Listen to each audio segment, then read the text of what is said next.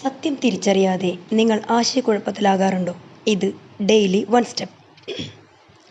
Social media വഴി ആവശ്യമുള്ളതും ഇല്ലാത്തതും share ചെയ്യുമ്പോൾ ഓർക്കുന്നില്ല അതിൽ പലരുടെയും ജീവനും ജീവിതങ്ങളും തകരുന്നുണ്ടെന്ന്. അങ്ങനെ ജീവൻ നഷ്ടപ്പെട്ട പലരിൽ ഒരാളാണ് ഇന്ന് ദീപക്കും. ഒരു നുണ ലോകം മുഴുവൻ ചുറ്റി വരുന്നത് വരെയും സത്യം നമ്മുടെ കാലടിയിൽ പോലും എത്തിയിട്ടുണ്ടാവില്ല. സോഷ്യൽ മീഡിയ വഴി ഇങ്ങനെ വരുന്ന വാർത്തകൾ സത്യമാണോ അസത്യമാണോ എന്ന് പോലും ചിന്തിക്കാതെ നാം ഷെയർ ചെയ്യുന്നു. നാം വിവരസാങ്കേതിക വിദ്യയിൽ നീന്തിക്കൊണ്ടിരുന്നാലും ശരിയായ തെളിവായ വിവരങ്ങൾ ആർജിക്കാനുള്ള വിശപ്പിൽ തളരുന്നു.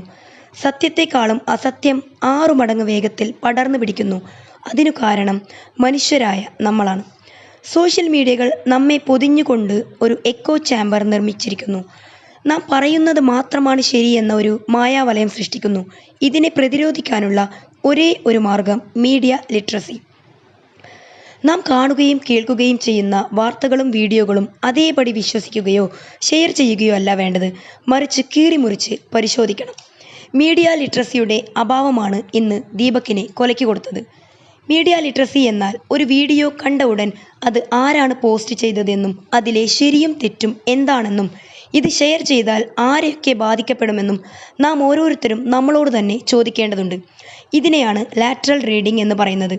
ഇന്ന് കണ്ടതെല്ലാം സോഷ്യൽ മീഡിയയിൽ ഷെയർ ചെയ്യുന്ന 3-ൽ 2 പേരും തങ്ങൾ പങ്കുവെക്കുന്നത് ശരിയാണോ എന്ന് ചിന്തിക്കാത്തവരാണ്. കണ്ട വാർത്തകൾക്കും വീഡിയോകൾക്കും അനുകൂലിച്ചും പ്രതികൂലിച്ചും പങ്കുവെച്ചും പൊലിഞ്ഞത് ഒരു വിലപ്പെട്ട ജീവനാണ്. സോഷ്യൽ മീഡിയകൾക്ക് നിങ്ങളുടെ മനസ്സ് നിയന്ത്രിക്കാനുള്ള റിമോട്ട് നൽകരുത്. ഊഹാപോഹങ്ങൾക്കും നിങ്ങളുടെ മനസ്സിനെ നിയന്ത്രിക്കാനുള്ള അധികാരം നൽകരുത്. വാർത്തകൾ ഒരു അധികാരമാണ്, എന്നാൽ തെറ്റായ വാർത്തകൾ ആ അധികാരത്തെ കാർന്നു തിന്നുന്ന ജ്ഞാനമാണ്. ഒരു ആരോപണം വൈറലാവുമ്പോൾ ഒരു ജീവിതം മൗനമായി തകരുന്നു.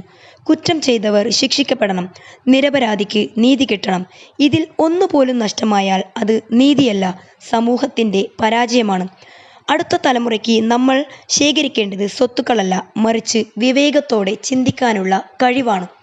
ഈ ഡിജിറ്റൽ കാലഘട്ടത്തിൽ വിവേകത്തോടെ ഇരിക്കേണ്ടതിൻ്റെ ആവശ്യകതയെക്കുറിച്ച് നിങ്ങളുടെ സുഹൃത്തുക്കളുമായി പങ്കുവയ്ക്കൂ. നിങ്ങളുടെ നിർദ്ദേശങ്ങൾ കമൻറ്റിൽ പറയൂ. ഇത് ഡെയിലി വൺ സ്റ്റെപ്പ്. ചെറിയ ചുവടുകളിൽ വലിയ വിജയം.